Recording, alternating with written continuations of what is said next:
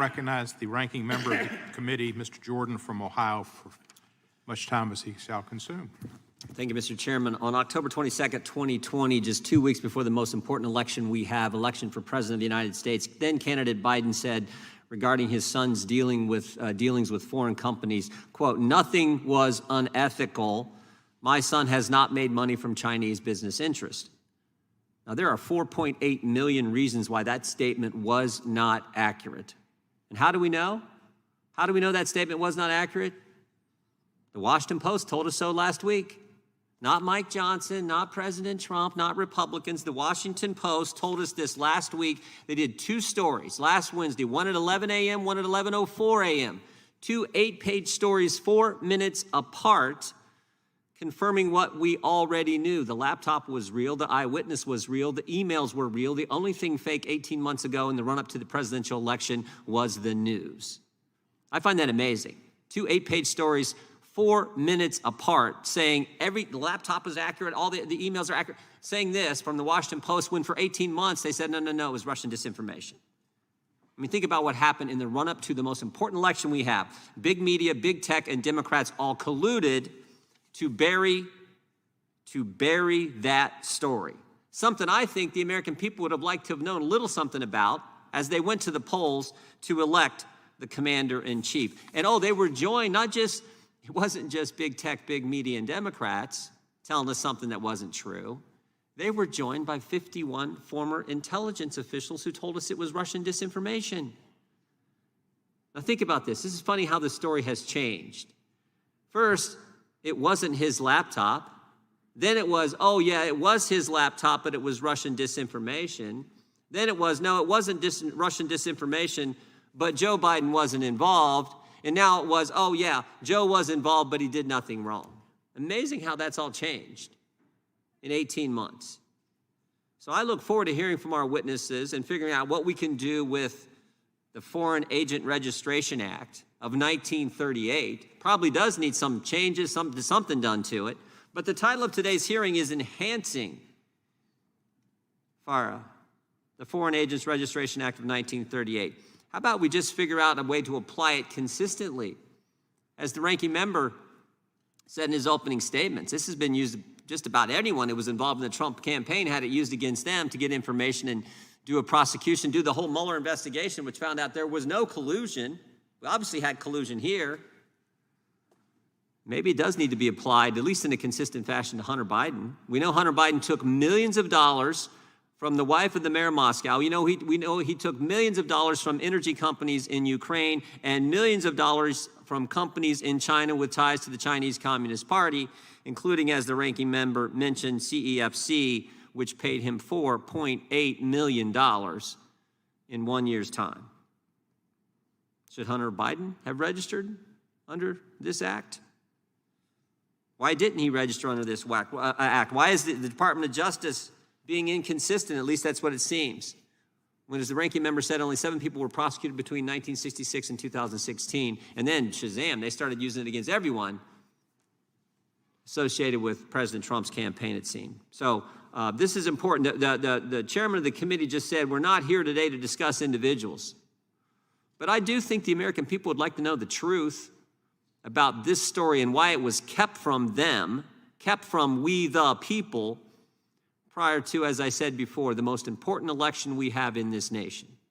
That's important information, and I hope we can begin to dig into that. This committee should dig into that. We should be all about making sure the American people get the truth and not have, as I said before, big tech, big media, Democrats, and 51 former intel officials tell us something in the run-up to the election that was not accurate. With that, I yield back.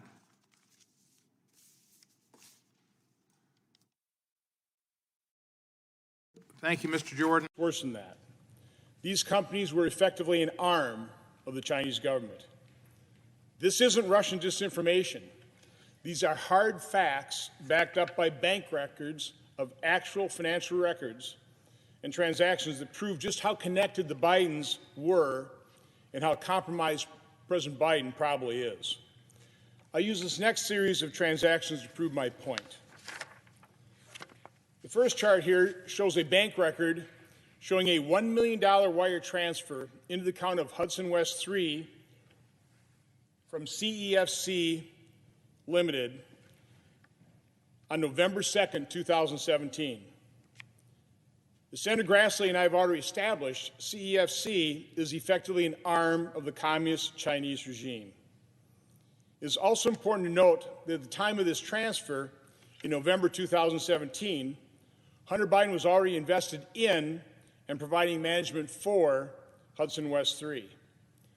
So a company that was effectively an arm of the Chinese government transferred $1 million in November 2017 to a company that Hunter Biden is managing and is invested in.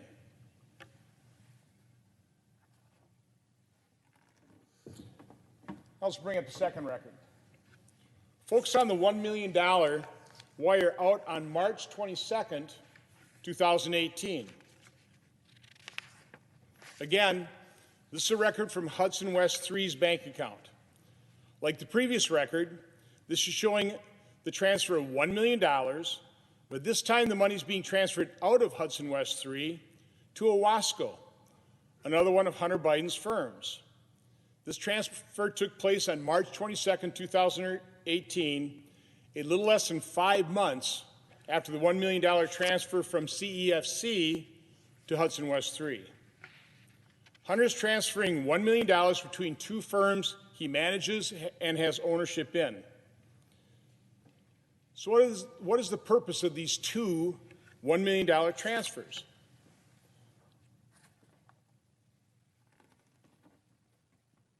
This next record seems to answer that question. This record shows Owasco's receipt of the March 22, 2018 $1 million transfer. It also shows what the transfer is for on the OBI line. OBI is an abbreviation for Originating Beneficiary Information. It's like the memo line on your personal check. It tells you really what that check was about. In this case, the OBI indicates the transfer is being made for, quote, Dr. Patrick Ho Chi Ping representation, unquote. So to recap, on November 2nd, 2017, Patrick Ho's company, CEFC, wired $1 million to Hunter Biden's company, Hudson West 3. On March 22nd, 2018, Hudson West 3 wired $1 million to Owasco, another Hunter Biden company. The bank record clearly states the $1 million payment was being made for the purpose of representing Patrick Ho. Represent him for what? Here's where things get interesting. We know that Patrick Ho was arrested by U.S. authorities in November 2017 for international bribery and money laundering charges. Keep in mind that this arrest occurred in the same month that Patrick Ho's company, CEFC, is wiring $1 million to Hunter Biden's company, Hudson West 3. According to the Department of Justice, quote, Ho orchestrated and executed two bribery schemes to pay top officials of Chad and Uganda in exchange for business advantages for CEFC China, a Shanghai-based multi-billion-dollar conglomerate that operates in multiple sectors, including oil, gas, and banking, end quote. These are crimes for which Patrick Ho was eventually convicted and sent to federal prison for committing. So the company that Patrick Ho was making bribes for sends $1 million to a company Hunter Biden manages and is invested in.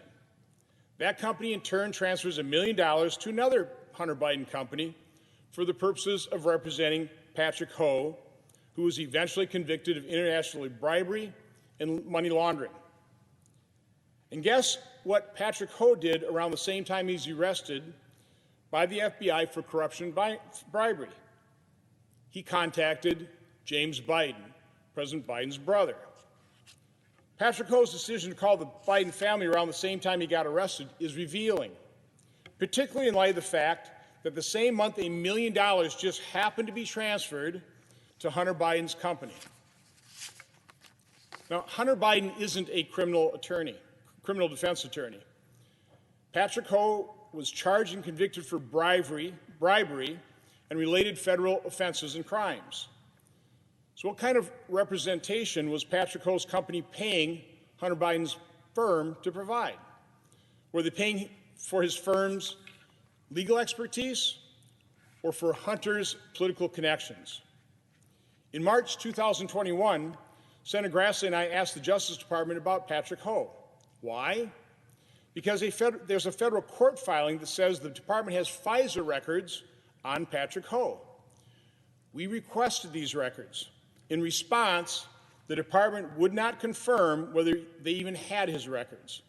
Unfortunately, the Attorney General refuses to clarify that outrageous contradiction for Congress. Oh, and one more tidbit. In a recently uncovered audio extracted from his laptop, Hunter Biden referred to Patrick Ho as, quote, the expletive-deleted spy chief of China, unquote. Let that sink in a minute. Hunter Biden referred to Patrick Ho in an audio as the, quote, expletive-deleted spy chief of China, unquote. This quote alone tells you that Hunter Biden knew exactly who he was dealing with. He knew exactly who he was dealing with. He was dealing with the, quote, expletive-deleted spy chief of China. Now that fact should alert the media and our Democrat colleagues to seriously consider the implications the Biden family's vast web of foreign financial entanglements have in the conduct of this administration's foreign policy and our national security, but I'm not holding my breath. In October 2020, Senator Grass and I requested to interview Hunter and James Biden about their financial dealings. If they had nothing to hide, they could have volunteered to come in and sit for an interview. If there was an innocent explanation for these foreign financial transactions, they could have used that interview to clarify what those transactions were about. Unfortunately, rather than being transparent, honest, and forthcoming, they declined to speak for us or to us. Their silence speaks volumes. Fortunately, facts are stubborn things. As the Bidens, our Democrat colleagues, and the media is learning, it is difficult to keep them hidden forever. Senator Grassley and I will continue to investigate the Biden family's foreign financial entanglements and provide the American people with the truth to the best of our ability. Our challenge is the deep state does not give up its secrets easily. New evidence of Biden family influence to our democracy. Think about this. Democrats have closed the Capitol, allowed proxy voting, kicked Republicans off committee, won't let Republicans serve on this select committee. First time in the history of the Congress, the minority leader was not allowed to put on a select committee the individuals he or she selected. First time in the history of our nation. Democrats are trying to end the Electoral College, trying to end the filibuster, trying to pack the court. This committee, the January 6th committee, altered evidence and presented to the American people as if it were true. And they accuse us of being a danger to our democracy? Mr. Gates was right. We got a border that is complete chaos. We have $6 gas in California, $4 gas everywhere else in the country. We have crime at record levels in every major urban area in this nation. And we have an inflation problem that's at a 40-year high. And this committee has more contempt resolutions for a purely political reason. I think the whole committee is purely political, designed to do one thing, keep President Trump off the ballot in 2024. The gentlelady from Wyoming in her opening comments used the term false message. False, she used to say big lie, now I guess it's false message. And I just jotted down, I thought when she said, I started jotting things down. False, think about all the false messages we've got from them in the last few years. They told us the protests in the summer of 2020 were peaceful. Got $1 billion worth of damage around our cities that says it wasn't. They told us the dossier was real. They told us it was Republicans who wanted to defund the police. That's almost laughable if it wasn't so serious for our law enforcement and for the families who live in those areas where mayors and city councils did defund the police. They told us the FBI didn't spy on the Trump campaign. We know that wasn't true. We got Inspector General reports that tell us all kinds of things about what they did in front of the FISA court. They said Trump colluded with Russia. We got a Mueller report 19 lawyers, 40 FBI agents, 30 million hard-earned American tax dollars in that report that said that false message was just that, false. They told us COVID didn't start in the lab. Sure looks like it did. They told us the lab wasn't doing gain-of-function research. Sure looks like it was. They told us the vaccinated can't get it. We know that's wrong. Every day there's a new announcement. A member of Congress is getting it. Fully vaccinated, boosted, everything else. They told us the vaccinated can't transmit it. They told us that was wrong. And you talk about the biggest false message that's just been confirmed in the last week, how false it was.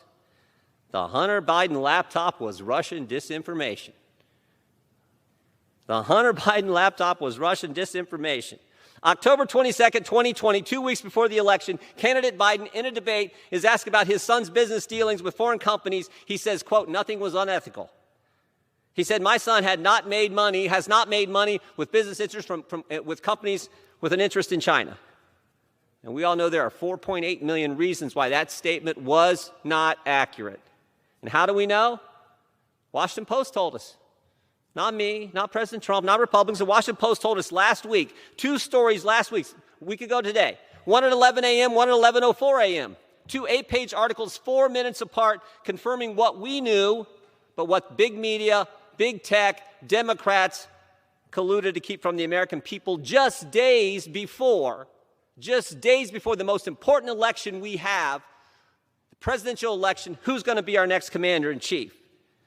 The laptop was real, the eyewitness was real, the emails were real. The only thing fake was that collusion from those individuals, those entities, to keep important information from we the people in the run-up to the most important election we have. And oh, by the way, they were joined by 51 former intel officials, joined in the collusion. You know, it's also interesting, it's funny how that story has changed. 18 months ago, started off, wasn't his laptop, quickly switched to, well, it was his laptop, but it was Russian disinformation. And now it is, well, it wasn't Russian disinformation, but Joe Biden had nothing to do with it. Now it was, well, Joe knew what was going on, but he wasn't really involved in anything wrong. Ron Klain told us that. Chief of Staff told us that Sunday. We need to be focused on the issues that the American people want us to focus on. If you want to talk about danger to our democracy and the biggest false message, I would say what happened, one of the big...